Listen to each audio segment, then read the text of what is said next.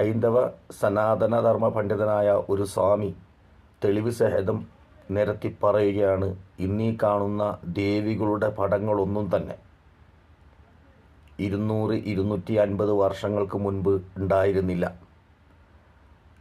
അതെല്ലാം തന്നെ ആ കാലഘട്ടത്തിലുള്ള വേശ്യ സ്ത്രീകളെ ഇരുത്തി രാജാ രവിവർമ്മ വരച്ച അദ്ദേഹത്തിൻ്റെ കലാസൃഷ്ടികളാണെന്ന്.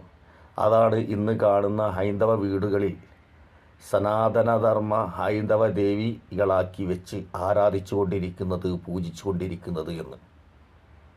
അതെല്ലാം തന്നെ സനാതനധർമ്മത്തിന് എതിരാണെന്ന്. അത്തരം ദേവികളുടെ രൂപത്തിൽ ഇന്ന് അനേകം ശില്പങ്ങൾ, ഭീമാകാരമായ ശില്പങ്ങൾ സൃഷ്ടിച്ച് അതിന് പൂജിച്ച് അവ പൂജയുടെ ഭാഗമായി തല്ലി തകർക്കുന്നുണ്ട്, ആരാധനയുടെ ഭാഗമായി. ഇവയെല്ലാം തന്നെ സനാതനധർമ്മത്തിന് എതിരാണെന്ന്.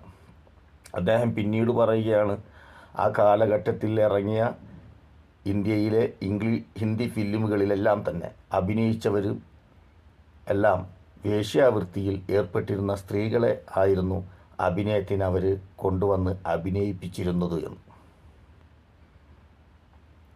പിന്നീടാണ് ഇന്നീ കാണുന്ന എല്ലാ മനുഷ്യവിഭാഗവും, എല്ലാ സ്ത്രീകളും, എല്ലാ പുരുഷരും സിനിമയിലൊക്കെ അഭിനയിച്ച് തുടങ്ങിയത്. ആദ്യകാലങ്ങളിൽ അത് മലയാള സിനിമയിലാണെങ്കിലും നല്ല ഒരു കുടുംബത്തിൽ അച്ഛനമ്മമാരുടെ ശിക്ഷണത്തിൽ മാന്യമര്യാദയിൽ ജീവിക്കുന്ന ഒരു സ്ത്രീകളും സിനിമാ ലോകങ്ങളിൽ അഭിനയിച്ചിരുന്നില്ല, നാടകങ്ങളിൽ അഭിനയിച്ചിരുന്നില്ല.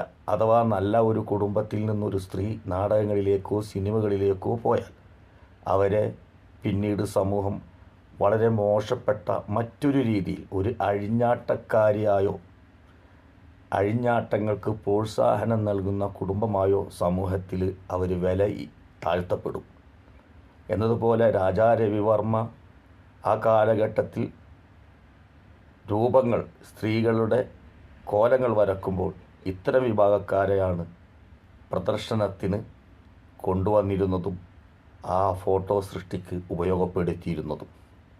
അങ്ങനെയൊക്കെ സൃഷ്ടിച്ചെടുത്ത രൂപങ്ങളെയാണ് ഇന്ന് ഹൈന്ദവ സമൂഹം ഹൈന്ദവ സനാതനധർമ്മത്തിനെതിരായി ആരാധിക്കുകയും പൂജിക്കുകയും രൂപങ്ങളും ശില്പങ്ങളും ഉണ്ടാക്കി അതിൻ്റെ മുകളിൽ പാലും തേനും ഒഴിച്ചുകൊണ്ടിരിക്കുന്നത് എന്നാണ് ആ സ്വാമി പറയുന്നത്.